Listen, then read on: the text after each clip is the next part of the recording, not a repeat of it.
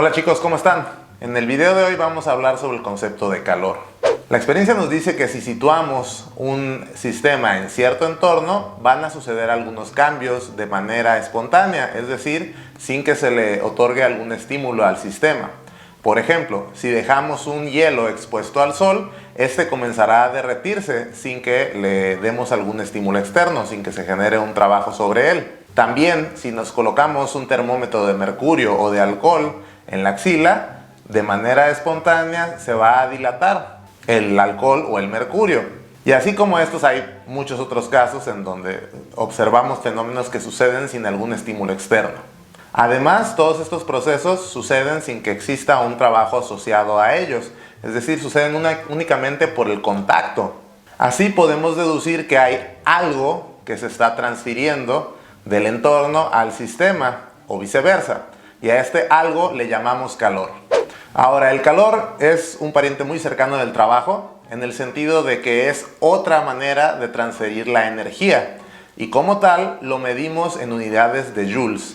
Al igual que el trabajo, le asignamos el signo dependiendo si el sistema está recibiendo calor, en donde se le asigna un signo positivo, o si el sistema está perdiendo calor, de manera que le asignamos un signo negativo. El calor, en una de sus definiciones, es la transferencia de energía a través de la frontera de un sistema causado por la diferencia de temperaturas entre el sistema y su entorno. De esta definición podemos aclarar que el calor es una transferencia de energía, es decir, no es algo que contengan los objetos o los cuerpos y que podamos medir una cantidad de calor dentro del sistema. Simplemente es una medida de la energía que entra o sale al sistema. Y le denominamos calor debido a que esta transferencia de energía se ocasiona o inicia debido a una diferencia de temperaturas. Si recordamos el principio de conservación de energía, entonces podemos asumir que la energía que gana un sistema en forma de calor debe ser energía que está perdiendo su entorno y viceversa. Si el sistema que estamos estudiando pierde energía en forma de calor, el entorno debe ganar energía en la misma magnitud que la que perdió el sistema en forma de calor. De esta manera, un sistema solo puede perder o ganar energía en forma de calor si está en contacto con otro objeto que le llamamos entorno que pueda recibir o donar este calor.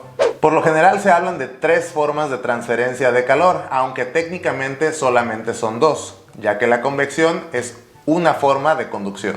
En esta ocasión nos vamos a enfocar únicamente en la conducción, la cual sucede cuando hay dos objetos en contacto que tienen una diferencia entre sus temperaturas.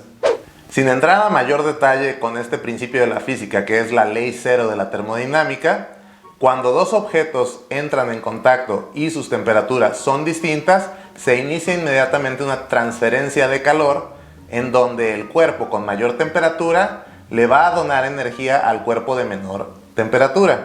Y este proceso se va a mantener hasta que sus temperaturas se igualen, ya que conforme el cuerpo de mayor temperatura pierde calor, su temperatura disminuye y el cuerpo de menor temperatura, conforme gana energía, va a aumentar su temperatura. Entonces va a llegar a un punto en el que la diferencia de este tamaño se va reduciendo hasta que llegan a la misma temperatura, y a esto le llamamos equilibrio térmico.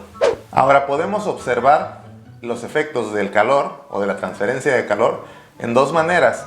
La primera ya la acabamos de mencionar, que es el aumento o disminución de temperatura, es decir, un cambio en la temperatura del cuerpo que está sufriendo una transferencia de calor.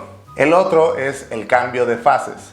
Una transferencia de calor también puede provocar el cambio de estado físico de la materia, sea de líquido a gaseoso, de sólido a líquido o viceversa. Para hablar un poco más a detalle de estos efectos que se ven a partir de la transferencia de calor, vamos a definir dos tipos de calor. El primero de ellos es el calor específico o el calor sensible.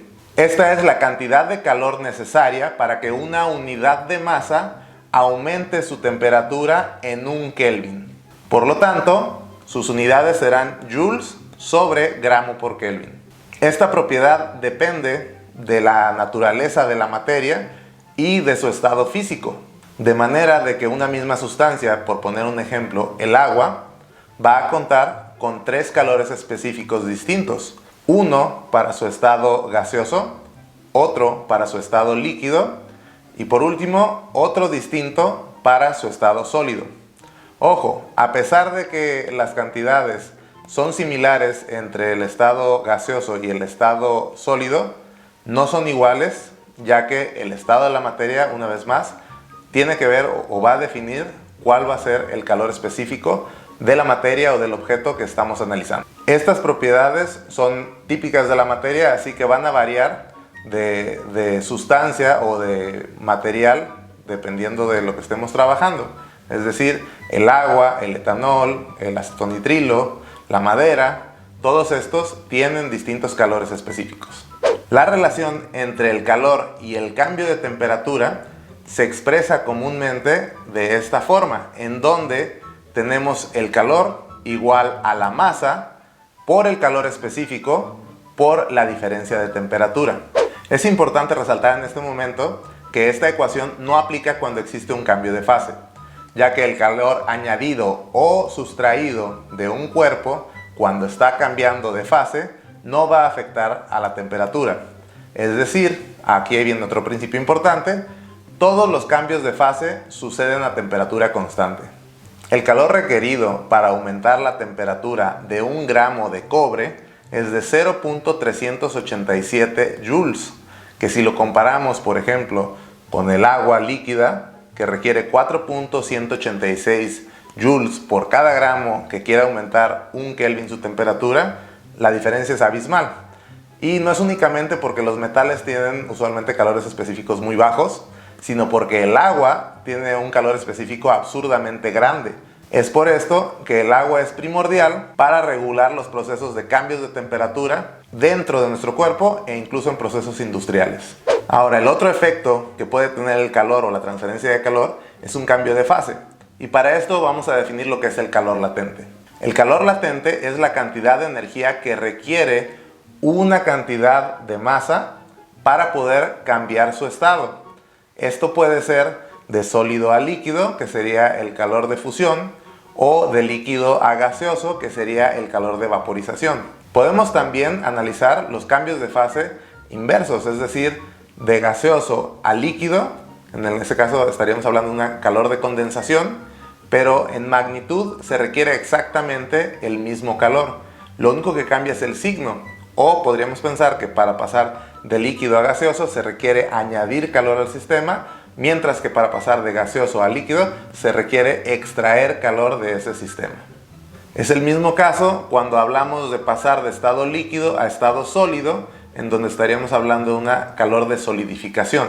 Tiene exactamente la misma magnitud que el calor de fusión, solamente con el signo contrario. De esta manera podemos notar que cada sustancia va a tener 5 constantes. Va a tener un calor específico para su fase sólida, después va a tener un calor latente de fusión, es decir, de líquido a sólido, después va a tener un calor específico para su fase líquida y aumentar su temperatura hasta llegar al punto de ebullición. En ese punto de ebullición, ahora el calor que reciba lo va a utilizar como calor latente para cambiar su fase de líquido a gaseoso. Y por último, en estado gaseoso también tiene otro calor específico que va a utilizar para aumentar su temperatura en estado gaseoso. Ahora vamos a ver un par de ejemplos para ver cómo trabajar con estos calores específicos y latentes.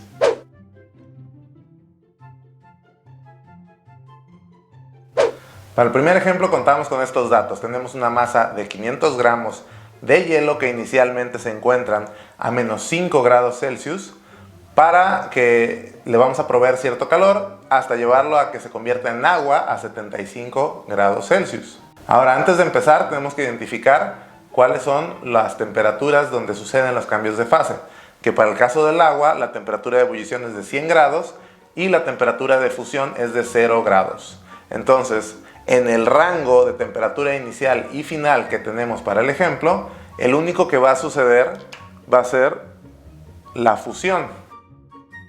La temperatura de ebullición no la vamos a alcanzar, por lo tanto no nos va a interesar el calor latente de vaporización. Tenemos que identificar los procesos por los cuales va a pasar este bloque de hielo de 500 gramos, ¿no? El primero de ellos va a ser calentar el hielo, ya que se encuentra a menos 5 grados Celsius. Entonces, la primera cantidad de calor que se le suministre va a servir para elevar su temperatura hasta que alcance la temperatura de fusión de 0 Celsius. Es decir, necesitamos suficiente calor para que llegue hasta la temperatura de fusión. Para este primer paso, que vamos a llamar paso A o inciso A, tenemos un calor de A que va a ser igual a la masa por el calor específico de la sustancia por la diferencia de temperatura. Es decir, voy a tener 500 gramos multiplicado por 2.09 joules sobre gramo Kelvin por un delta T de 5 Kelvin, ya que la temperatura final va a ser 0 y la temperatura inicial va a ser menos 5. 0 menos menos 5 nos da 5 positivo. Ahora podrán preguntarse por qué cambié la la unidad de la temperatura de Celsius a Kelvin, y esto es debido a que un delta en Celsius y en Kelvin es exactamente del mismo tamaño. Esto se debe a que la conversión de Celsius a Kelvin se realiza sumando 273.15 al valor de la temperatura en Celsius. Es decir, que si yo tengo el 0, le voy a sumar 273.15 y voy a obtener un 273.15 Kelvin como temperatura final. Y la temperatura inicial, que era menos 5 Celsius, si le sumo 273.15, voy a obtener 268.15 Kelvin. Y esa resta me sigue dando 5, que en este caso voy a cambiar la unidad únicamente a Kelvin. ¿Para qué? Para que el análisis dimensional tenga sentido y estos Kelvin se vayan con estos Kelvin, estos gramos se vayan con estos gramos y la respuesta la obtenga en joules, que para este caso son 5225 joules. Este es el calor que va a requerir esos 500 gramos de hielo para aumentar su temperatura desde menos 5 Celsius hasta 0 Celsius. Ahora, una vez que estamos a 0 Celsius, todo calor que reciba ese bloque de hielo va a servir para cambiar de fase. ¿Por qué? Porque ya alcanzó su temperatura de fusión. En el paso B vamos a tener un calor de B, en donde otra vez tengo la masa de 500 gramos, no ha cambiado la masa del hielo, que requiere cada gramo de 333 joules para poder derretirse o pasar de estado sólido a estado líquido.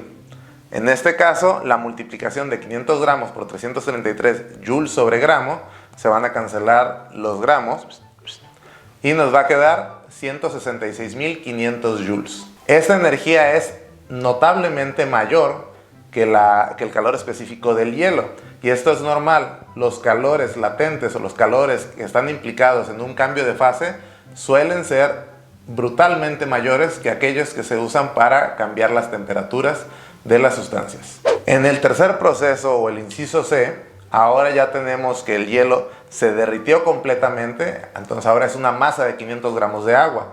Y como ahora es agua, a 0 grados, cualquier cantidad de energía o calor que reciba, o más bien de energía que reciba en forma de calor, va a servir para aumentar su temperatura.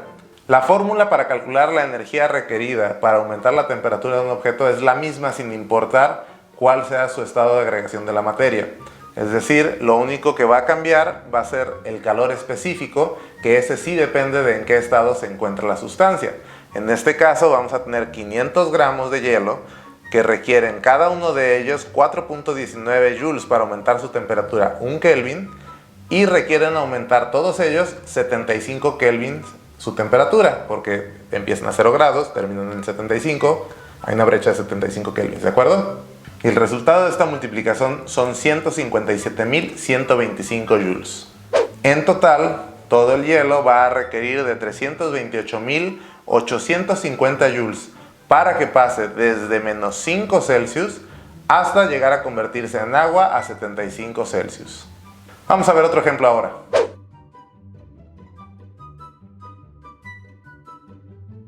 Ok, en este ejemplo tenemos la pregunta de cuánto es la cantidad de agua a 26.5 Celsius requerida como mínimo para lograr derretir por completo a 50 gramos de hielo que se encuentran a 0 Celsius. Aquí es muy importante recordar que si un objeto recibe calor, como en este caso el hielo va a estar recibiendo calor, otro objeto o su entorno lo tiene que perder.